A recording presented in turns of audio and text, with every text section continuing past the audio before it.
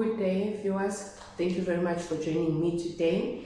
My name is Pretty. I'm going to be focusing on English lessons that help our kids as they move from grade 3 up to grade 7. So my focus is on grade 4 learners, grade 5, grade 6, and grade 7 learners. Focusing on different topics in English to help them, especially when it comes to language part or to the language aspect.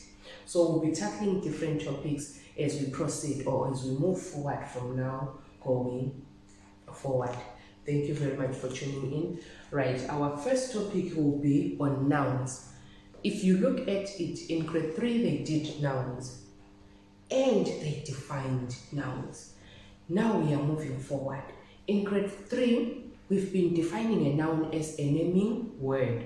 But now, as we move on from grade 4 to 7, we need to break it down so that it becomes easier for us to understand. We need to know that under that definition, or in that definition, we've got different types of nouns. Okay, by saying so, or having said so, it actually brings us to the definition I have written on the board, which says a noun is a name of a person, a place, a thing, or an idea. That's a noun. That's how we define it, or that's how we can define it as we move forward. Now, that will help us to know the different types of nouns. It will help us, it will be easier for us to know the different types of nouns. Unlike when we just say a noun is a naming word. But if we define it in that manner, it will actually help us to come up with those different types under that topic, under our definition. Okay, having said a noun is a name of a person, a place, okay, there's two.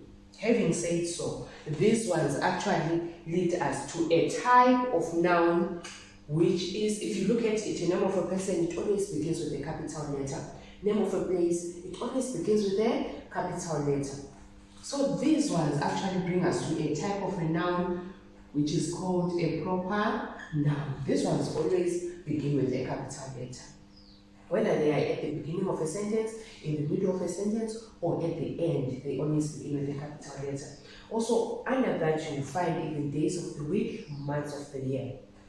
Okay, moving forward by saying a thing, we've defined it as a thing there. This one brings us to another type of nouns, which are common nouns. These are two major types of nouns. We've got proper, we've got common nouns. Under common nouns, almost all the nouns fall under this one. Okay.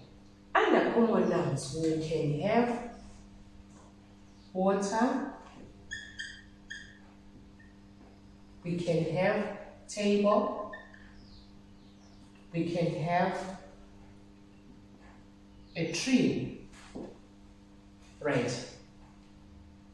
Water, we can have a table, we can have a tree. Those are our 3 examples that I've chosen to use.